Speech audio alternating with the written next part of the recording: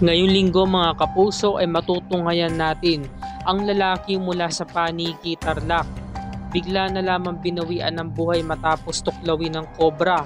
Ang kobra ay sinaktan at sinunog di umano ng kapatid ng biktima upang maghiganti. Ayon sa istorya, lumabas yung aking anak na si JR para umihi. Pagbalik niya, ginising niya kami. Natuklaw daw siya ng ahas. Tinali namin yung paa niya at dinala namin siya sa ospital. Nahihilo na raw siya, pumipikit na raw yung mata niya. Yung lalamunan din niya natutuyo na raw. Sabi niya, "Mama, hindi ko na po talaga kaya."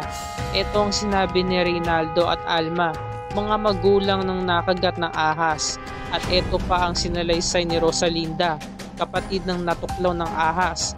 Galit at sama ng loob, yun yung nararamdaman ko sa kapatid ko. Sobrang sakit po yung makikita mo yung kuya mo nakalagay na lamang sa kabaong. Hindi nila alam yung pinagdadaanan namin dahil dyan sa ahas na yan. Buhay ng tao yung kinuha nun eh. Hindi naman maibabalik yung buhay ng kuya ko. Bukas ng gabi mga kapuso ay malalaman pa natin ang iba pang detalye. Kaya pakatutukan natin yan dito lamang sa programang Kapuso Mo, Jessica Soho.